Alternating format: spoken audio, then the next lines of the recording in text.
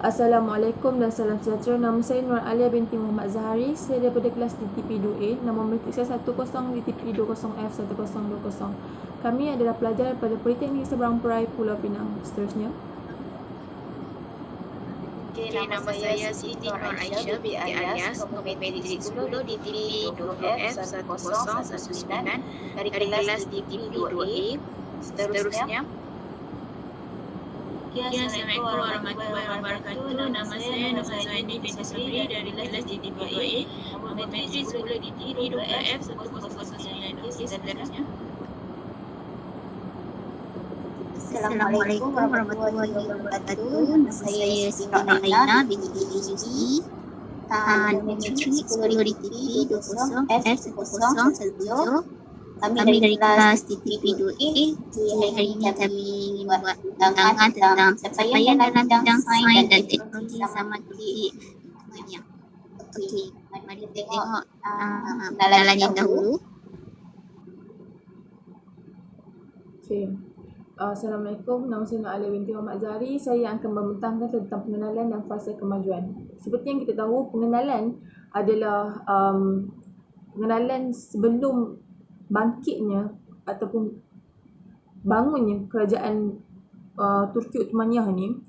Kita mesti tahu ada kejatuhan ada jatuhnya satu kerajaan yang belakangnya adalah kerajaan Bani Abbasiyah. Okay, yang seperti kita tahu, Bani Abbasiyah ni jatuhnya mula daripada pertama pengenalan ni yang akan saya bentangkan. Okay, yang pertama adalah kejatuhan Baghdad. Yang seperti yang kita tahu pada masa itu, Baghdad adalah satu pusat ilmu pengetahuan yang sangat terkenal pada zaman tersebut. Dan pada tahun 1258 Masihi, Baghdad telah jatuh ke tangan bangsa Mongol. Okey, yang kedua, pengakhiran pemerintahan bagi Bani Abbasiyah. Okey. Kalau kita tahu dalam Bani Abbasiyah, pengakhirannya adalah kejatuhan Bani Abbasiyah ni berlaku disebabkan 5 punca. Satu punca adalah sebabkan kelemahan pemerintah. Kedua adalah sebabkan serangan tentera Mongol. Ketiga, sebabkan polisi yang mengutamakan bahasa asing. Keempat, kemerosotan ekonomi. Dan yang kelima yang kita tahu adalah sebabkan munculnya serangan pemberontakan. Okey, isi ketiga adalah terjadinya beberapa kemunduran pada zaman tersebut. Kemunduran apa yang terjadi? Kemundurannya adalah kemunduran dalam bidang politik dan peradaban serta ilmu pengetahuan pada zaman atau pada dunia Islam pada zaman tersebut menjadi terlalu mundur dan merosot. Yang ketiga adalah disebabkan poin yang keempat adalah disebabkan kekuasaan Islam mengalami kemunduran drastik, iaitu adalah kemunduran ataupun jatuh secara mendadak kerajaan Islam pada zaman tersebut disebabkan bidang-bidang pengetahuan mereka yang kucar-kacir ataupun pemberontakan yang berlaku. Yang kelima, yang paling teruk disebabkan yang menyebabkan kejatuhan Bani Abbasiyah adalah wilayah-wilayah kekuasaan terpisah. Wilayah-wilayah besar ini terpisah menjadi kerajaan-kerajaan yang kecil yang memberontak, bukannya aman tapi memang memberontak antara satu sama lain ataupun bergaduh dan berperang antara satu sama lain dalam kerajaan mereka sendiri. Okey, yang kedua yang saya ingin bentangkan adalah fasa kemajuan. Fasa kemajuan adalah permulaan ataupun titik permulaan bangkitnya satu kerajaan yang besar, iaitu tiga kerajaan yang besar. Yang pertama, dunia Islam mengalami kemajuan secara keseluruhan, iaitu setelah ataupun semasa berdirinya tiga kerajaan besar ini. Yang pertama adalah kerajaan Turki Uthmaniyah, yang kedua kerajaan Safawi dan yang ketiga kerajaan Mongol. Kerajaan besar ini yang membuatkan kemajuan Islam pada zaman tersebut naik semula. Okey, selain itu disebut oleh pakar sejarah. Pakar sejarah menyebutkan bahawasanya sebab kemunculan tiga kerajaan tersebut menjadi tanda ataupun sebagai orang panggil sebagai kebangkitan Islam untuk kali yang kedua pada zaman tersebut yang kita tahu kan. Okey, yang ketiga, di samping itu, kerajaan Turki Uthmaniyah merupakan kerajaan bertahan yang dapat bertahan dengan lebih lama kerajaan yang besar yang dapat bertahan dengan lebih lama daripada dua kerajaan yang di belakangnya, iaitu kerajaan Umayyah dan kerajaan Bani Abbasiyah, kerajaan yang berundum yang saya ceritakan tadi.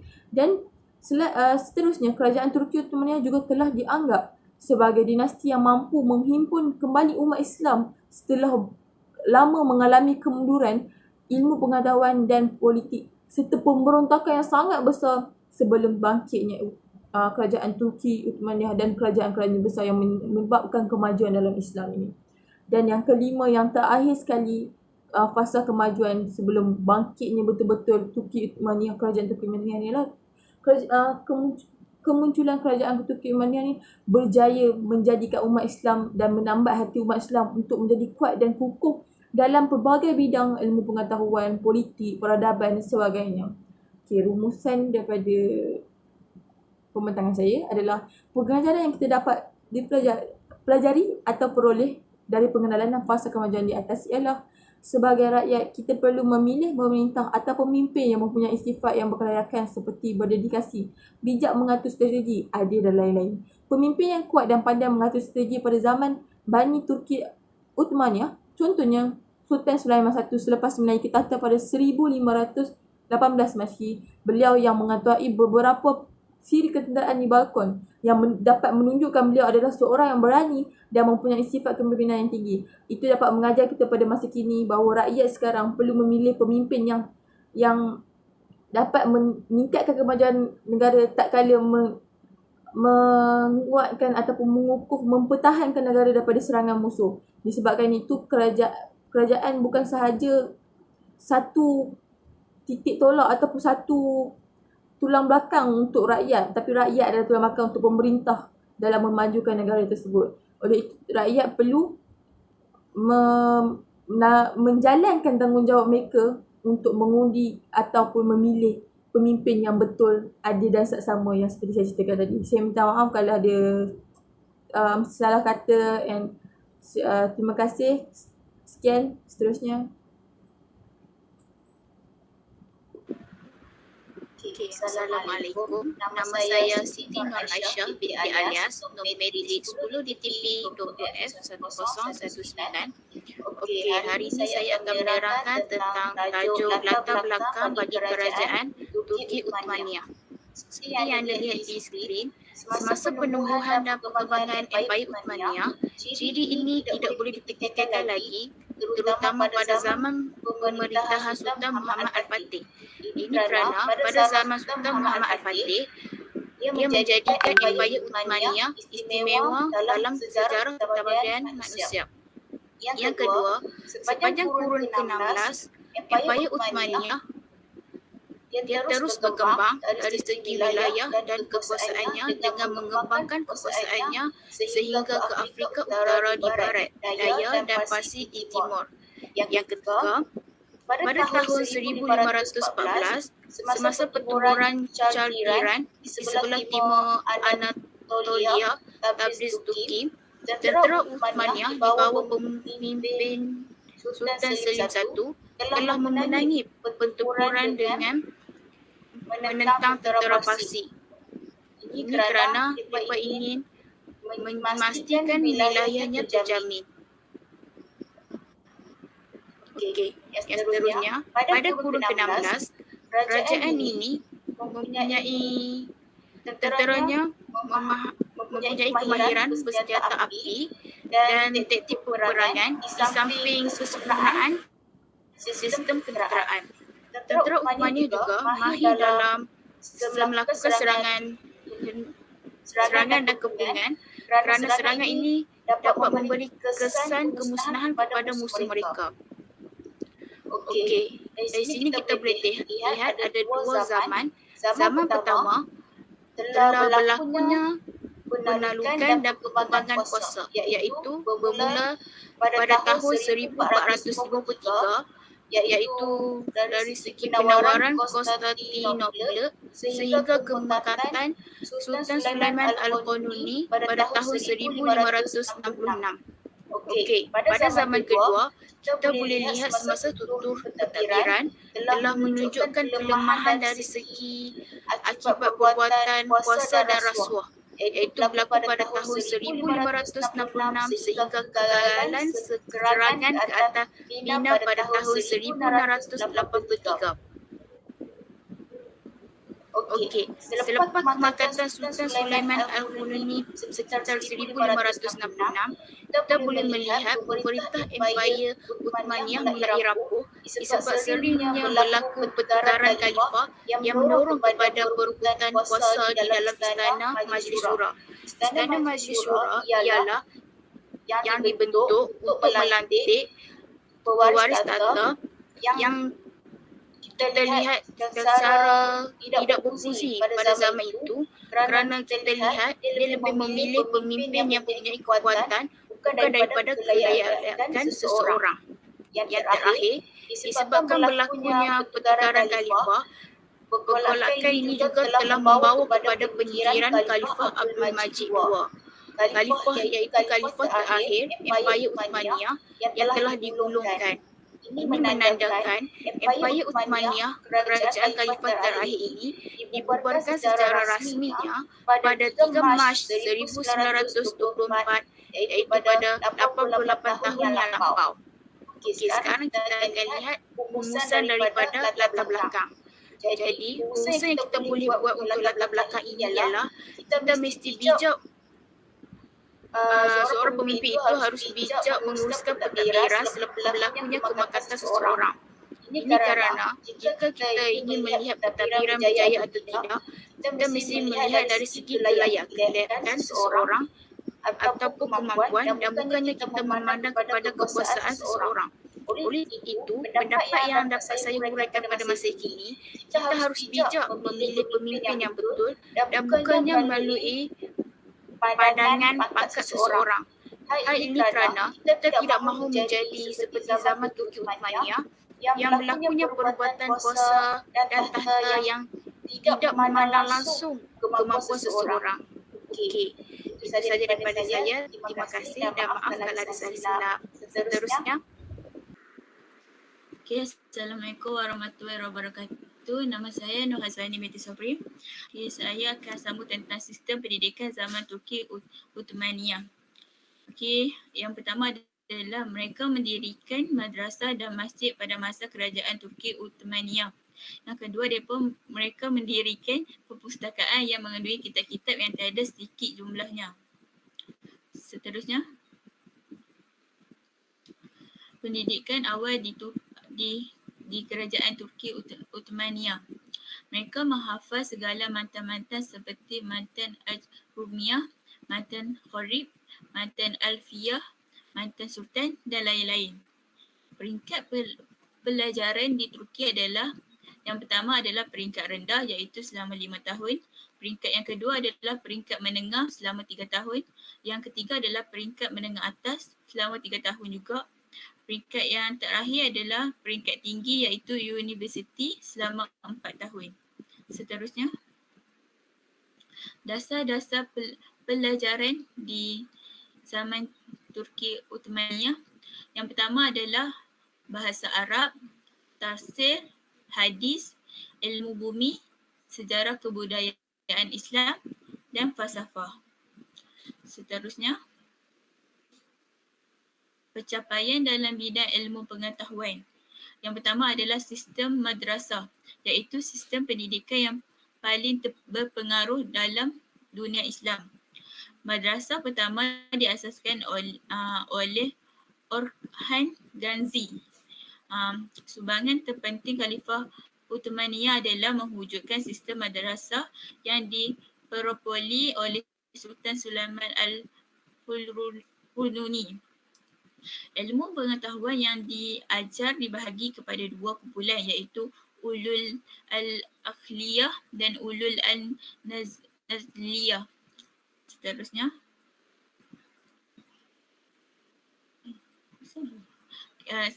Seterusnya, rumusan yang dapat kita pelajari adalah kerajaan Turki Uthmaniyah kurang mengutamakan pendidikan dan mereka lebih tumpukan kepada ketenteraan untuk meluaskan kuasa.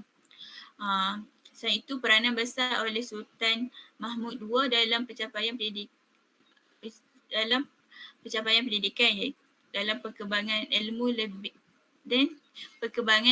lebih dipengaruhi oleh sistem barat yang diresepi budaya dan pengetahuan liberal. Ini menjadi punca kejatuhan kerajaan Turki Uthmaniyah dan terhapusnya sistem khalifah di Turki pada tahun 1927 Masihi. Pada tahun 1924 Masihi dan tamatnya Empire Turki Uthmaniyah. Okey, sekian, terima kasih. Sorry kalau ada salah silap. Okey, Aina sambung pula. Okey, Assalamualaikum warahmatullahi wabarakatuh. Nama saya Siti Nur Aina binti Yusri, Matrix Politik P20 F107. Okey, saya akan sambung untuk bidang perubatan, iaitu sarjananya merupakan Sir Effendi Ibnu Ali Sabu Cuklu, iaitu pada sekitar 1468 Masihi. Okey, buku yang terhasil oleh beliau dalam bahasa Turki ialah Jarahiyat Al-Kaniyah, iaitu pemudahan sultan-sultan. Beliau menghasilkan buku-buku tersebut ketika berumur 80 tahun. Beliau telah menghasilkan 3 jilid hasil karyanya sendiri. Jilid tersebut merupakan pemudahan pertama dan Ensiklopedia perubatan terakhir. Untuk pemudahan. Okey, untuk pemudahan yang pertama ialah toraks. Pemudahan yang kedua ialah pemudahan plastik, dan yang ketiga cara untuk merawat patah tulang. Ilustrasi dalam Jarahiyat Al-Kaniyah, iaitu yang pertama Sarah Aldin Sabun Cuklu, iaitu sedang merawat pesakit toraks. Beliau juga merawat penyakit tulang dan sebagainya. Okey, yang kedua memuatkan ilustrasi pertama bakal-bakal bedah wanita yang sedang merawat pesakit wanita, iaitu di bahagian wanita.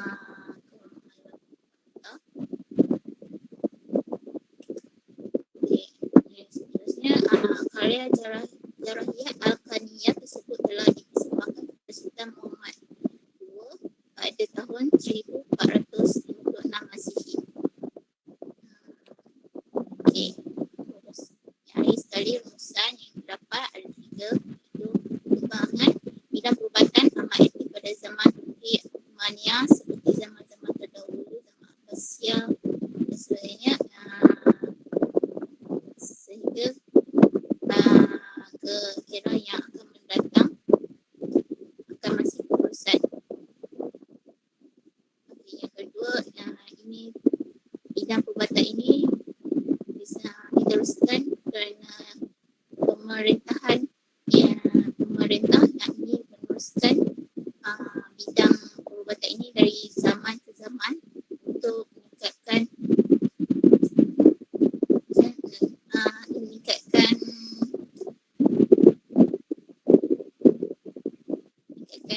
kemajuan negara. Okay. Yang ketiga iaitu bidang perubatan ini akan terus berkembang dari semasa ke semasa dengan adanya pakar-pakar dan pelajar-pelajar yang akan mengetahui dengan lebih lanjut dan menyelidik tentang bidang perubatan ini sehingga menjadikan negara lebih maju dalam bidang perubatan. Sekian, terima kasih dari kami.